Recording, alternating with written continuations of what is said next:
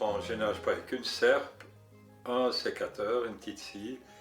S'il y a du gros, ben, je le repère, puis j'irai la semaine prochaine avec le tracteur et la tronçonneuse.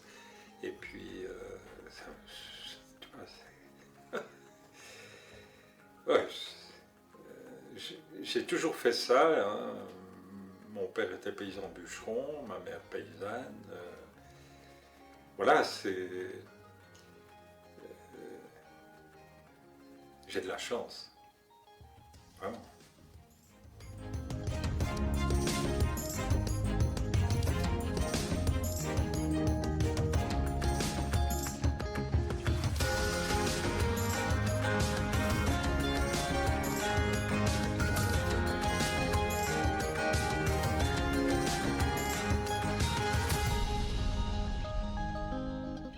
J'ai beaucoup bataillé, ça fait 45 ans que je me suis engagé pour des causes avec d'autres. Hein.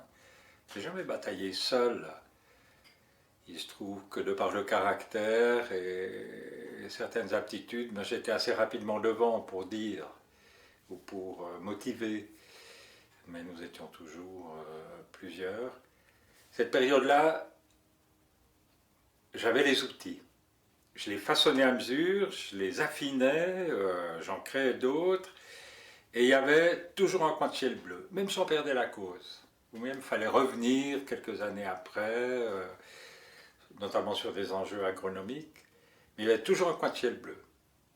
Mais depuis quelques années, notamment lié au réchauffement climatique, qui est un phénomène mondial, hein, on n'est plus en train de s'engager pour que demain ça puisse vivre ici, je sais pas, dans les régions de montagne, ou moins polluer les régions de plaine. C'est mondial, c'est l'ensemble de la société qui est concernée. Et le fait de ne plus sentir un coin de ciel bleu, je me dis, ça c'est la situation des jeunes.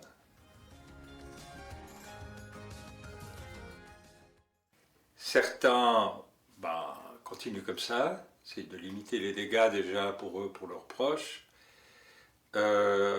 Il y a ceux qui, et celles et ceux qui essayent de constituer un mode de vie pour essayer de limiter les dégâts, parce que des dégâts il y en aura. Alors, est-ce qu'on peut anticiper par des vécus individuels ou collectifs pour faire face à cette crise majeure qui se confirme? C'est pas la pandémie avec un impact fort, immédiat, qui a bousculé quasi tous les esprits, même chez les scientifiques les plus avancés. Là, ça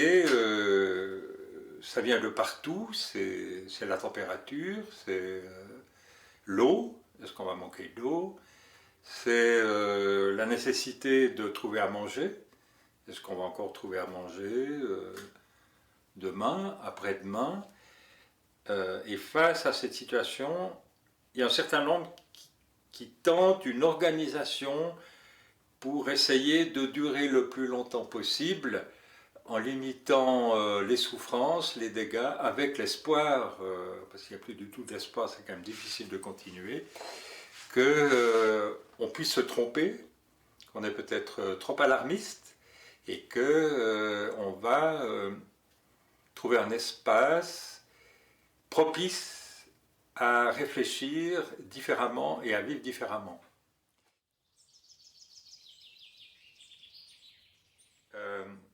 Et je me dis, on sait depuis une quarantaine d'années que l'utilisation des pesticides de synthèse, ça pose problème.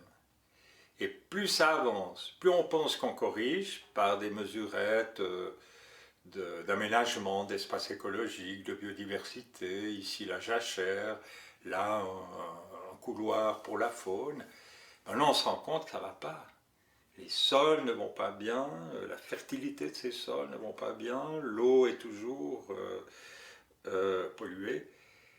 Et je me dis, et c'est là que je place un espoir, je me dis, si pendant ces 40 dernières années, on avait eu l'intelligence politique de dire, attention, on va anticiper.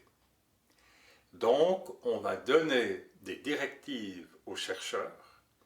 Ils sont motivés, les chercheurs, ils sont compétents, ils sont nombreux dans notre pays, un peu comme dans tous les pays industrialisés et riches.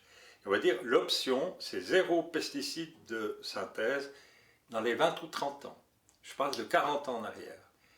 Nous aurions des solutions aujourd'hui. Nous aurions des solutions.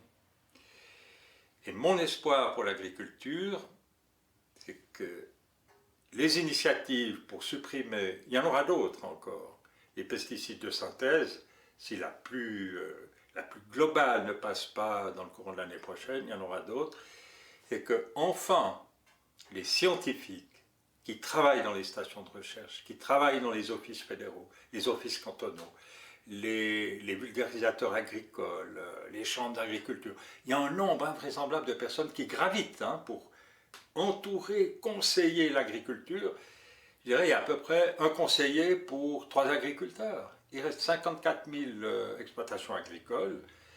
Il y a 26 chambres d'agriculture, 26 services de vulgarisation agricole. On a plein de consultations au niveau fédéral lorsqu'on veut modifier la loi.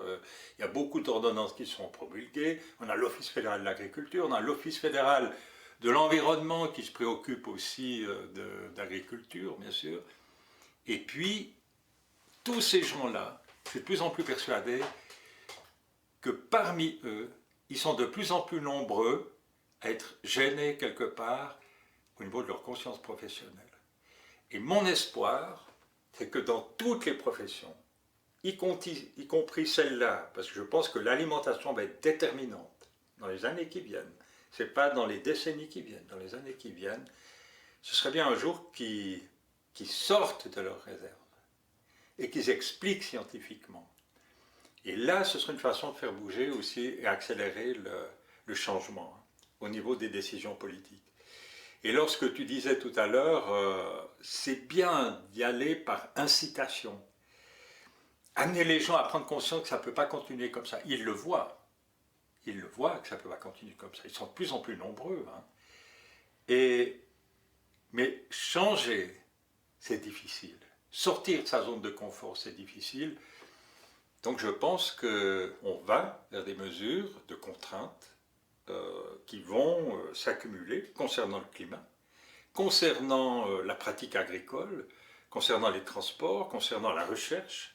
Il y a des secteurs de recherche qu'il faudra abandonner parce qu'ils sont en opposition avec les valeurs de la durabilité. Et durant ces 40 dernières années, dans tous les secteurs, on n'a pas cherché là où nous ne sommes pas encore vraiment allés.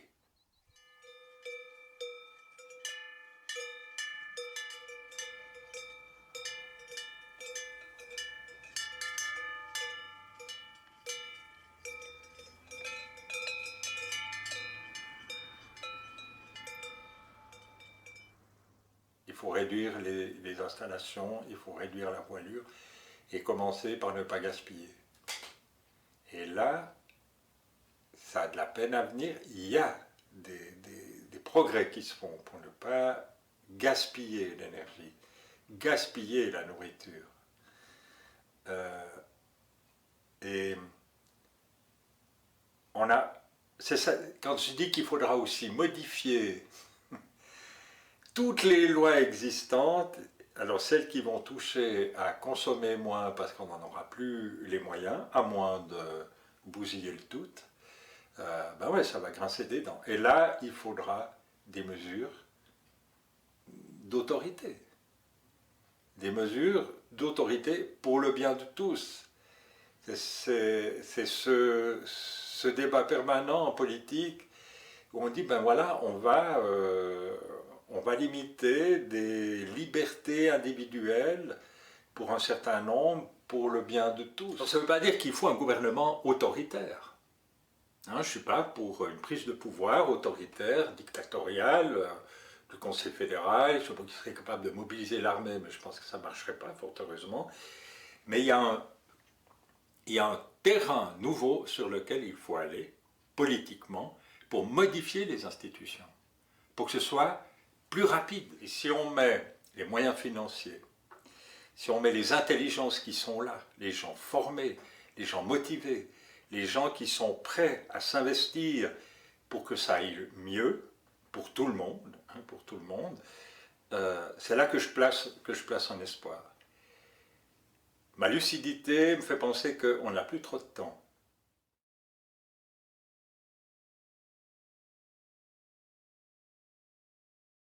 Et il y a le célèbre physicien Hubert Reeves qui disait « Penser globalement, agir localement ». Et sur ces grands enjeux, je ne parle pas de la pandémie, hein, c'est une autre dimension, mais sur les enjeux, améliorer la vie des sols, lutter pour s'engager pour avoir une meilleure qualité de l'eau, une meilleure qualité de l'air, on peut faire plein de choses localement. Mais il faut que globalement, la pensée aille dans la durabilité. Puis alors au niveau international, parce qu'il y a beaucoup de choses qui se décident là, le marché. Le marché, il est devenu prépondérant. Depuis 30-40 ans, on s'en réfère au marché. Et on en arrive presque à considérer que le marché n'en touche pas. Et on a réussi à nous mettre dans la tête que plus ce sera libéralisé, plus ce sera libre le marché, mieux ça ira pour tout le monde, y compris la planète. C'est le contraire qui se passe.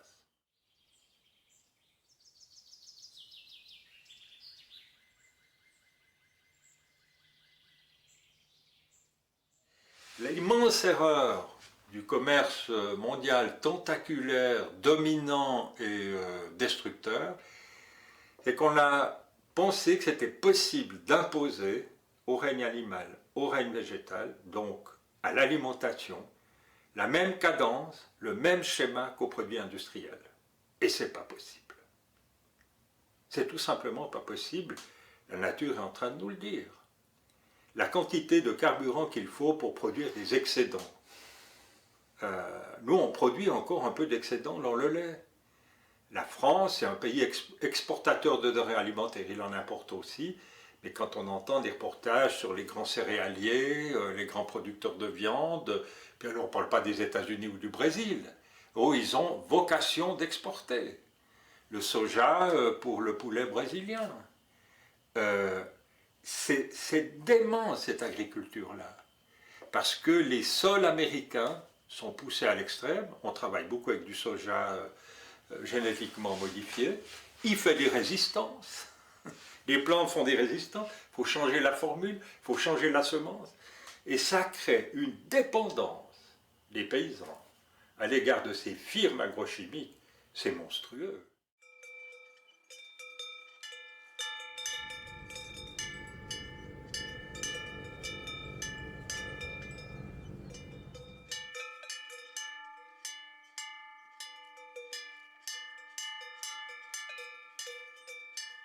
Moi, je ne suis pas contre le marché. Il ne faut pas qu'il devienne le principal organisateur de nos sociétés. C'est un outil qui est à notre disposition. S'il peut servir un objectif, au niveau de l'ensemble des échanges, il faut l'utiliser. Mais il faut le cadrer, puis il faut qu'on décide de nouvelles valeurs pour que demain ce soit possible de vivre sur cette planète. Il faut qu'on se dépollue l'esprit. Il faut qu'on se dépollue l'esprit et ne pas avoir peur lorsque des gens disent « Attention, le marché est en train de nous tuer ». C'est vrai, il est en train de nous tuer. Mais ce n'est pas lui qui actionne la manœuvre. Ce sont des hommes, je dis essentiellement des hommes, parce que dans ces instances décisionnelles internationales, les pouvoirs, c'est tenu essentiellement par les hommes. Plus que dépoussiérer l'esprit. Il faudrait des femmes et des hommes, il y en a, politiques, qui viennent renforcer cette prise de conscience. Un Joe Biden, par exemple, il est apaisant. Et on sent que c'est sincère chez lui. Ces gens-là, ils existent. Parce que je reste persuadé qu'on n'y arrivera pas si nous ne sommes pas ensemble. Ça fait partie de mes valeurs que j'ai héritées, je crois, de ma mère, qui tenait beaucoup ce discours-là. Et moi, je reste persuadé que la coopération, elle est inhérente au plaisir de vivre. Qu'elle participe, qu'elle favorise le plaisir d'être ensemble.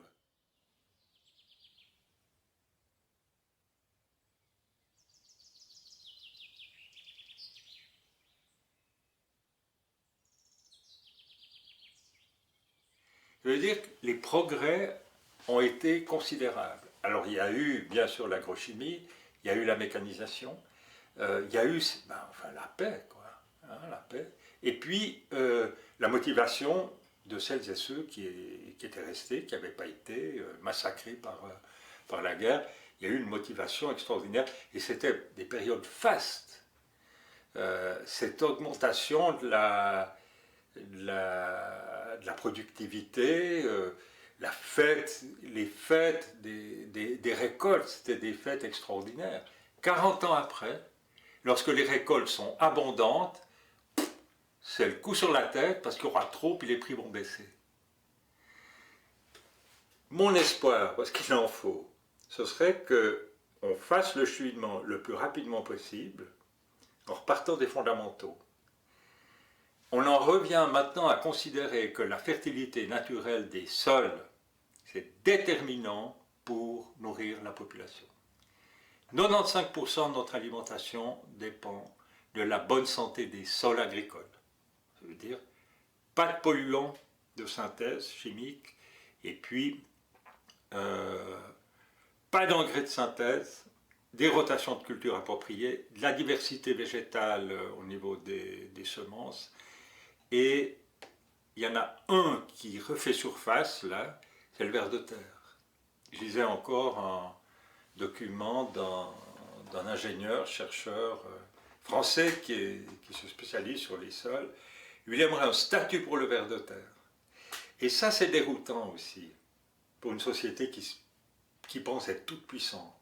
Pouvoir se passer des micro-organismes, des vers de terre, c'est l'énergie carbonée, c'est les gros tracteurs, c'est les machines les plus larges possibles.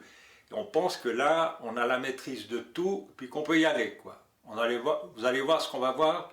Ben oui, ce fut spectaculaire. Puis maintenant, quand on s'arrête, qu'on descend du tracteur, qu'on prend une bêche, puis qu'on cherche les vers de terre, qu'on essaye de voir s'il y a du tassement, ben oui, il y a du tassement, il y a la semelle de labour, il y a l'eau qui pénètre plus suffisamment. Et moi, ça me plaît, hein, penser, parce que ça pourrait aussi nous ramener vers ces fondamentaux qui sont encore aujourd'hui indispensables. La vie des sols est indispensable pour nourrir la population.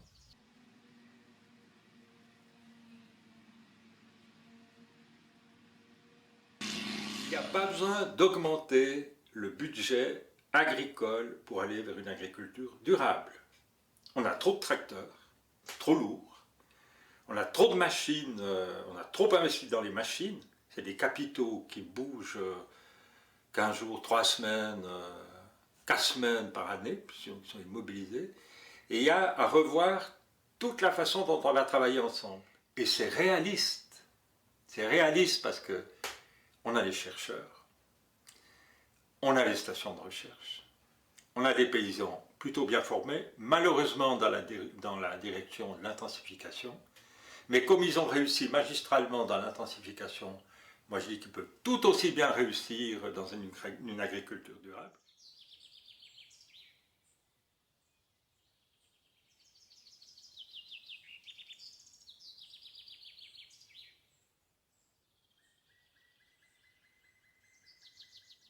Le discours dominant des agriculteurs, ce sera plus « moi je fais 100 quintaux l'hectare avec le blé », mais c'est de dire « avec une pratique agricole durable, écologique, je sors 60 quintaux et mon sol y vit. Je sais que pour les générations qui arrivent, à part des changements climatiques majeurs, ça c'est une autre histoire, mais cette agriculture-là, écologique, durable, avec un rapport équilibré entre le nombre de personnes qui travaillent et la surface, c'est cette agriculture-là qui va permettre de limiter les dégâts.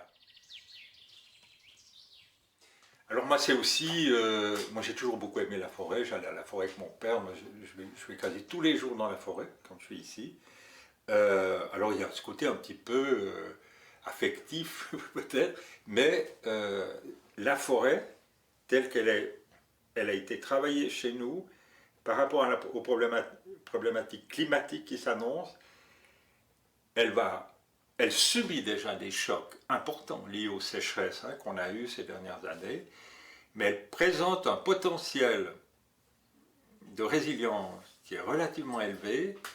Et puis si les sols ne sont pas trop matraqués, on peut imaginer que des essences qui vont mieux résister à la sécheresse, à une autre pluviométrie, enfin, plus faible, que ça puisse favoriser aussi la croissance d'espèces qui sont là, dans les sols, et qui attendent d'avoir de la lumière pour prospérer. Donc pour moi, il n'y a plus un modèle unique, rationnel, qui s'inscrit dans la mise en valeur industrielle des produits, qui doit être le modèle. Il n'y en a plus. Il faut ouvrir à tous les modèles possibles. Et parmi ces modèles possibles, il y a le retour du cheval. Mais au nom de quoi on se permettrait de mépriser des gens, paysannes, des paysans qui ont envie de travailler avec des chevaux. Ils auront peut-être un tracteur pour les travaux lourds, mais tout ce qui peut être fait avec une mécanisation qui va s'adapter aussi, et Dieu sait si ça a évolué. Entre les premières machines qu'on avait pour les fenaisons à traction animale, puis maintenant ce qu'on pourrait imaginer, ben voilà, il faut avoir, je dirais, cette sagesse et cette humilité de se dire, bon, ouais, on leur a mis entre les mains des 150 chevaux, avec levage à l'avant, levage à l'arrière, 2-3 écrans dans la cabine pour surveiller ce qui se passe dans la botteleuse, le GPS quand on va semer pour semer au millimètre près. Si les sols ne vivent pas, il est condamné, ce tracteur. Il condamne les sols. Le cheval, 2 chevaux qui tirent en semant à 2 mètres de large, l'impact négatif, il n'y en a pas. Il y en a pas. Puis le cheval, pour la petite histoire, mais ce sera peut-être la grande histoire, il est à énergie renouvelable. Pour les rentrées, c'est l'hiver, bon, là, il y a du foin, l'avoine, donc cultiver de l'avoine, puis sinon, le soir, une fois qu'il a enlevé le collier, qu'il a fait son boulot, on le met au pâturage. Puis évidemment, le dimanche, on ne va pas trop se promener avec lui, parce que à l'époque, en tout cas, c'était aussi son jour de repos, comme pour les paysannes et les paysans.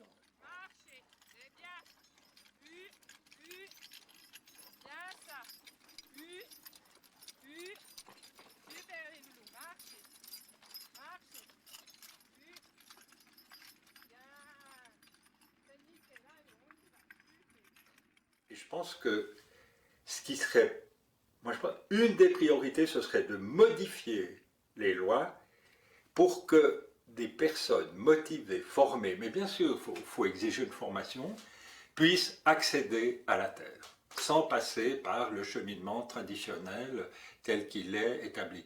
Et là, il y a des résistances. Enfin, je pense qu'on est bien conscient que ces gens qui viennent de l'extérieur, ils vont amener du nouveau. Mais on a besoin de ce renouvellement.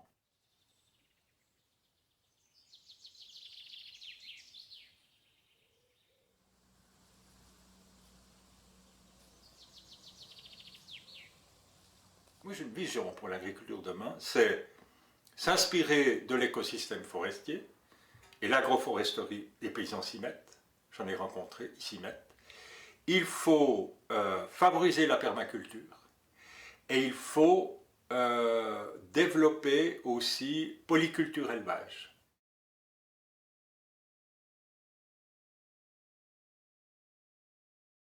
Il ne faut pas élever du bétail pour répondre à la demande d'un mode de consommation industrielle de la viande.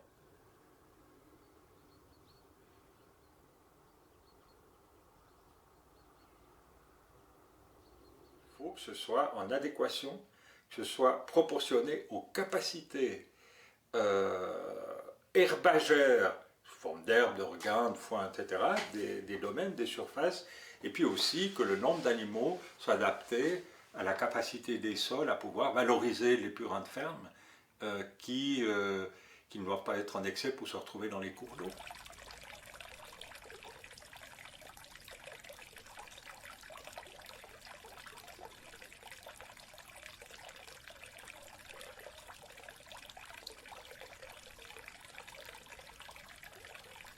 Il y aura une répartition nouvelle à faire et on va revenir à des fondamentaux. Et si socialement, humainement, on n'y arrive pas pour que les gens puissent satisfaire les nécessités vitales, répondre aux nécessités vitales comme la nourriture suffisante et de qualité, l'accès aux soins de santé, l'accès à la formation, l'accès au logement, eh bien, on va aggraver la situation si on ne touche pas à une nouvelle répartition des biens.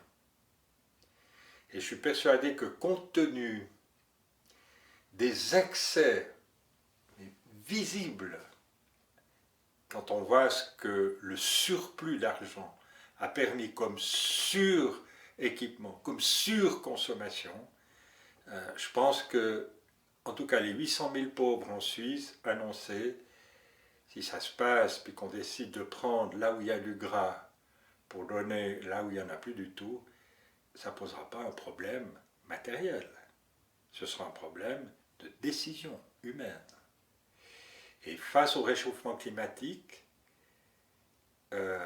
certes, il faut la transition énergétique, il faut la transition écologique, il faut consommer moins, mais il ne faut pas oublier qu'on y arrivera dans la mesure aussi où on va, mais dans la mesure de toutes nos possibilités, tenir compte des plus faibles. Il faut pas, non, je réussis à me dire, je ne désespère pas. Ben, ça ne sert à rien. J'ai des moments où je suis un peu abattu, tout dépend de ce qu'ils annoncent, mais je peux encore choisir d'écouter ou de lire ou de ne pas lire. Et il faut garder cette espérance. C'est pas naïf, c'est pas... mais quand même, ça reste... en tout cas, ici, ça reste beau.